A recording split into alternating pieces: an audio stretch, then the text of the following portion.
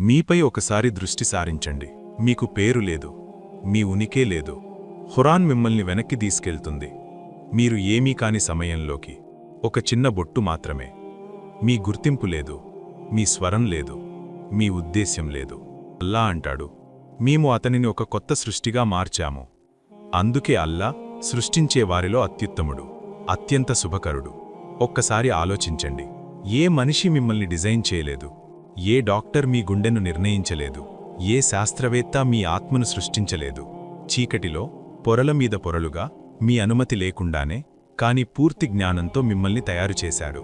మీ పుట్టుక యాదృచ్ఛికం కాకపోతే మీ జీవితం కూడా యాదృచ్ఛికం కాదు. మీ శరీరంలోని ప్రతి భాగం ఒక ఆజ్ఞను అనుసరిస్తుంది. గుండె ఆగకుండా కొట్టుకుంటుంది, శ్వాస అడగకుండానే కొనసాగుతుంది. అయితే మన బాధకు ఉద్దేశ్యం లేదని ఎందుకనుకుంటాం? అల్లా మిమ్మల్ని నిర్లక్ష్యంగా సృష్టించలేదు, మిమ్మల్ని నిర్లక్ష్యంగా వదలడు కూడా. ఒక చిన్న బొట్టును మనిషిగా మార్చగలిగిన సృష్టికర్త బలహీనతను బలంగా, నష్టాన్ని లాభంగా, బాధను ఉపశమనంగా మార్చగలడు. మనిషి పూర్తిగా విరిగిపోయినప్పుడు జీవితం నుంచి పారిపోవాలనుకుంటున్నాడు అంటాడు. కాని ఇస్లాం జీవితం నుంచి పారిపోవడం నేర్పదు. జీవితం మధ్యలోనే ఎలా ధైర్యంగా నిలబడాలో నేర్పుతుంది.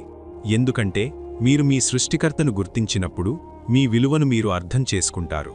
అందుకే అల్లా అత్యుత్తమ సృష్టికర్త, అత్యంత శుభకరుడు.